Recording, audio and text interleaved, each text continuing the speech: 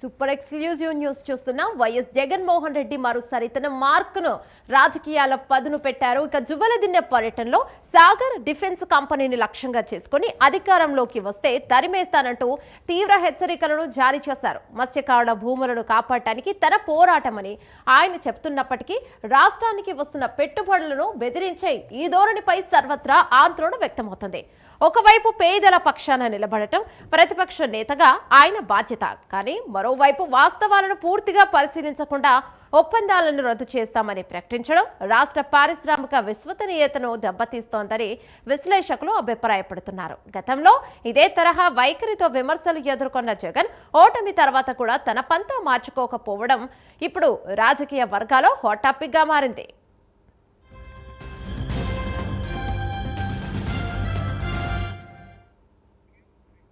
దీనిపై మరింత సమాచారం మా కరెస్పాండెంట్ నరేష్ అందిస్తారు. రైట్ నరేష్, చెప్పండి అసలు ప్రతిపక్షాలు దీనిపై ఎలా స్పందిస్తున్నాయి? ఎందుకంటే జగన్ పోకడలకు కానీ జగన్ ఒంటెద్దు పోకడలకు పోతున్నారని చెప్పి కంటిన్యూస్ గా ఇవే మాట్లాడడం జరుగుతుంది. మరి దీనిపై కూడా ఎలా స్పందిస్తున్నారు?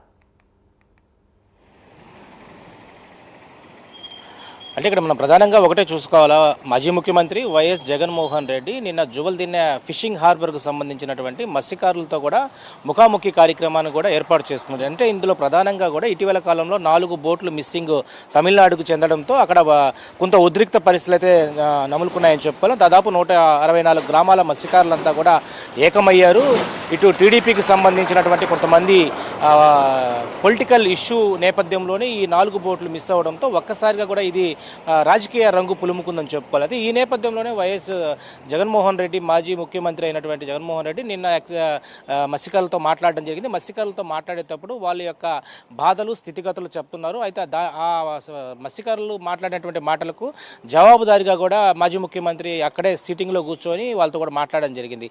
ఇది ఫిషింగ్ హార్బర్ దాదాపు రాష్ట్ర కేంద్ర ప్రభుత్వాల సహకారంతో అంతర్జాతీయ స్థాయిలో కూడా ఈ ఫిషింగ్ హార్బర్ నిర్మించడం జరిగింది. దాదాపు 288 కోట్లతో నిర్మించినటువంటి ఈ ఫిషింగ్ హార్బర్ ఇది కేవలం మత్స్యకారులకే, మీకోసమే నేను కట్టించానని చెప్పి వాళ్ళు మత్స్యకారులతో మాట్లాడడం జరిగింది. వాళ్ళతో మాట్లాడుతూ కూడా దీంట్లో ఈ యొక్క ప్రస్తుత కూటమి ప్రభుత్వం దీన్ని పూర్తి స్థాయిలో దీన్ని ప్రైవేటీకరణ చేసేందుకు సిద్ధమైంది. అందులో భాగంగానే సాగర్ డిఫెన్స్ అకాడమీ, అంటే ఇది సాగర్ డిఫెన్స్ అకాడమీ అనేది ఇది అకాడమీ కాదు, ఇది సాగర్ డిఫెన్స్ పరిశ్రమ. అంటే ఇక్కడ పరిశ్రమ ఏర్పాటు చేస్తూ ఉన్నారు. అందులో భాగంగానే దాదాపు ఇప్పటి వరకు ఫస్ట్ ఫేజ్ కింద ఒక 30 ఎకరాలు కేటాయించారు. 125 ఎకరాలు కూడా అడుగుతున్నట్టుగా తెలుస్తూ ఉంది. అయితే దీన్ని సాగర్ డిఫెన్స్ కంపెనీని ఆయన ఏలెత్తి చూపిస్తూ ఈరోజు ప్రైవేటీకరణ చేసే దిశగా కూడా ఈరోజు సాగర్ డిఫెన్స్ దాన్ని తీసుకొచ్చి, పరిశ్రమను తీసుకొచ్చి ఈ జువల్దిన్నె హార్బర్లో ఏర్పాటు చేయడంతో మత్స్యకారులంతా కూడా రేపు ఖచ్చితంగా కూడా మీరు లోపలికి కూడా వెళ్ళాలంటే పాస్పోర్ట్ చూపించాలా, పాన్ కార్డు చూపించాలంటూ కూడా ఆయన మత్స్యకారులతో మాట్లాడినటువంటి మాటలు ప్రస్తుతం ఇప్పుడు రాష్ట్ర వ్యాప్తంగా కూడా కొంత ఆందోళన కలిగిస్తున్నాయి. ఎందుకంటే పరిశ్రమలు అంటే నేను మళ్ళీ అధికారంలో రాగానే 3 సంవత్సరాలు నేను కళ్ళు మూసి కళ్ళు తెరిచే లోపల 3 సంవత్సరాలు అయిపోతుంది. కూటమి ప్రభుత్వానికి హెచ్చరిస్తూ కూడా నేను వచ్చిన వెంటనే మత్స్యకారులకు సంబంధించినటువంటి ఈ ఫిషింగ్ హార్బర్లో ఏర్పాటు చేసినటువంటి సాగర్ డిఫెన్స్ పరిశ్రమ ఏదైతే ఉందో దాన్ని నేను తరిమి కొడతానని చెప్పారు.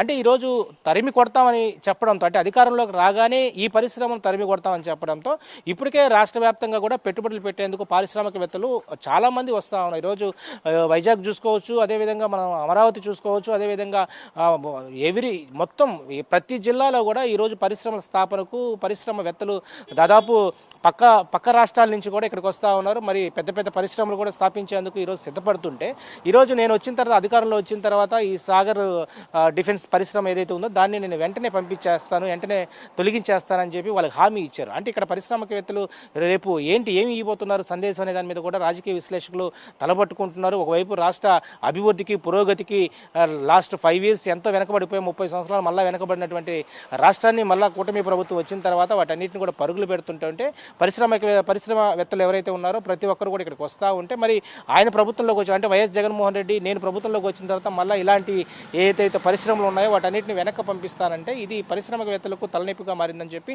ఒకవైపు పొలిటికల్గా కూడా ఒక చర్చ కొనసాగుతుంది. రాష్ట్ర వ్యాప్తంగా కూడా వైఎస్ జగన్మోహన్ రెడ్డి నిన్న జువల్దిన్నె ఫిషింగ్ హార్బర్ మత్స్యకారుల యొక్క ముఖాముఖిలో మాట్లాడినటువంటి మాటలు ప్రస్తుతం కొంత ఆందోళన అయితే కలిగిస్తూ ఉన్నాయి. ఇంకా మారలేదు వైఎస్ జగన్మోహన్ రెడ్డి. ఈయన మాటలు ఈరోజు గతంలో మనం చూస్తే భోగాపురం సంబంధించినటువంటి యూటర్న్ కానీ అలాగే అనేక విషయాల్లో కూడా గతంలో టీడీపీ తర్వాత అంటే 19 మళ్ళీ వీళ్ళు చేపట్టిన తర్వాత వాళ్ళు 5 సంవత్సరాల కాలంలో గతంలో టీడీపీకి సంబంధించినటువంటి ఏవైతే పునాదులు వేశారో ఏవైతే పూర్తి చేసినటువంటి కొన్ని కంపెనీస్ ఉన్నాయో వాటన్నిటిని కూడా యూటర్న్ చేసినటువంటి పరిస్థితుల్లో మరలా వైసీపీ ప్రభుత్వం వస్తే ఇలాంటి దుశ్చర్యకి పాల్పడితే ఎలాంటి పరిస్థితులు ఉంటాయనేది మాత్రం ఒక ఆందోళన కలిగిస్తూ ఉంది నేను మాట్లాడినటువంటి మాటలు. సో మొత్తానికైతే నిన్న జువల్దినికి సంబంధించినటువంటి జగన్ రాక ఇటు రాష్ట్ర వ్యాప్తంగా పారిశ్రామికవేత్తల్లో కొంత ఆందోళన కలిగిస్తూ ఉంది. ఒకవైపు టీడీపీ తమ్ముళ్ళు కూడా చాలా బాధాకరంగా వ్యక్తపరుస్తున్న పరిస్థితి కనపడతా ఉంది. ఒకవైపు పారిశ్రామికవేత్తలు ఒక్కొక్కరు దిగి వస్తూ ఉంటే రాష్ట్రానికి పరుగులు పెడతా ఉంటే ఈరోజు జగన్మోహన్ రెడ్డి మాటలు చాలా వరకు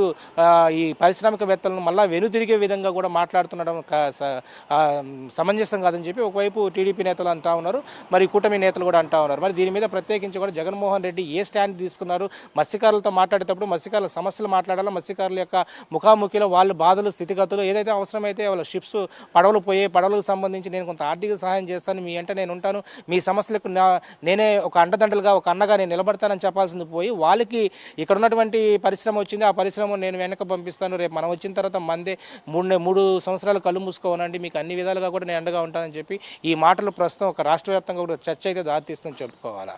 ఏమన్నా థ్యాంక్ యూ.